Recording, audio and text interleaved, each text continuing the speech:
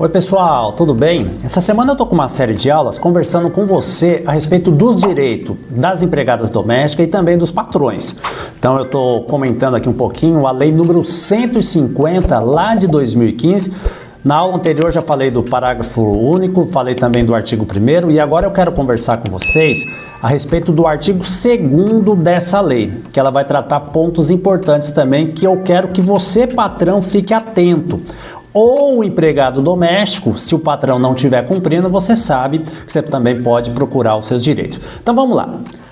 O artigo 2º dessa lei, ela vai trazer esse texto. A duração normal do trabalho doméstico não excederá 8 horas diárias e 44 horas semanais. Tudo bem? 8 horas diárias, 44 horas semanais. Depois, lá no artigo 2º, no parágrafo 1º, vai falar assim pra gente, ó, a remuneração da hora extraordinária será no mínimo de 50% superior ao valor da hora normal. Então, a hora extra do empregado doméstico, mais 50% em cima da sua hora normal. O parágrafo 2º do mesmo artigo fala assim, o salário hora normal, em caso de empregado mensalista, será obtido dividindo o seu salário mensal por 220 horas, salvo se o contrato estipular jornada mensal inferior que resulte em divisor diverso. Claro, tem empregado doméstico, talvez não vá trabalhar os 5 dias, pessoal. Vai trabalhar 3, normal, vai trabalhar 4. Então aí você tem que fazer o cálculo.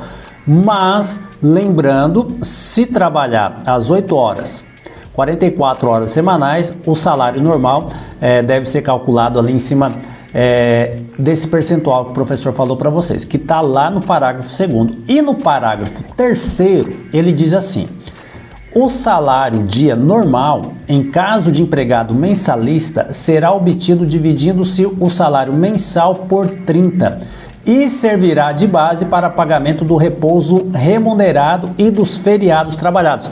Detalhe, empregado doméstico tem direito também ao descanso semanal remunerado e também os feriados. Patrão doméstico fica atento também com esse parágrafo 3º. E o parágrafo 4º fala para nós assim, ó, poderá ser dispensado o acréscimo de salário, instituído o regime de compensação de horas, mediante acordo escrito entre patrão doméstico e o empregado, se o excesso de horas de um dia for compensado em outro dia. Você entendeu aqui, ó? Isso daqui é importante, hein? Essa compensação diz assim, se o excesso de horas de um dia for compensado em outro dia. Tudo bem? Então tem que ter um controle aqui para ter esse controle dessa compensação. No artigo 2º, lá no parágrafo 5º, vai dizer assim pra gente, no regime de compensação previsto lá no parágrafo 4º, será devido o pagamento como horas extraordinárias, na forma do parágrafo 1º, das primeiras 40 horas mensais excedentes ao horário normal de trabalho. Depois, das 40 horas referidas no inciso 1º, poderão ser deduzidas sem o correspondente pagamento as horas não trabalhadas, em função de redução do horário normal de trabalho ou de dia útil não trabalhado durante um mês. E o saldo de horas que excederem as 40 primeiras horas mensais, que tratam o inciso 1º, com a dedução prevista no inciso 2º, quando for o caso, será compensado no período máximo de 1 ano. Então, se vai ter o banco de horas, não pode passar de 1 ano a compensação, senão tem que pagar, tá bom? E também, aqui para você entender, ó, o parágrafo 6º fala assim, na hipótese de rescisão do contrato de trabalho, sem que tenha havido a compensação integral da jornada extraordinária, das horas extras, lá no banco de horas, o empregado fará jus ao pagamento das horas extras não compensadas, calculadas sobre o valor da remuneração na data da rescisão. Então é importante o patrão controlar bem isso, hein, pessoal? Fica pedindo para o empregado doméstico ficar mais, depois você vai ter e não paga a hora extra, e aí ele vai cobrar. Lá no parágrafo 7º, diz assim: os intervalos previstos nesta lei, o tempo de repouso, as horas não trabalhadas, os feriados e os domingos livres em que o empregado que mora no local de trabalho,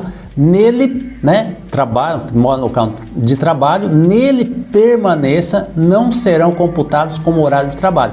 Então, se o empregado doméstico mora na residência do patrão, 8 horas também por dia, e tem que fazer a jornada de trabalho e também as questões dos domingos livres e também dos feriados livres. E para encerrar a leitura aqui do artigo 2º, lá no parágrafo 8º, diz assim: o trabalho não compensado prestado em domingos e feriados deve ser pago em dobro, sem prejuízo da remuneração relativa ao repouso semanal. Trabalhou domingos e feriados, o patrão também tem que pagar em dobro o trabalhador doméstico. Então, se você é patrão doméstico, empregado doméstico, nós estamos aqui com uma série de aulas conversando com você a respeito dos direitos trabalhistas dos empregados domésticos. Já já a gente volta com mais um vídeo.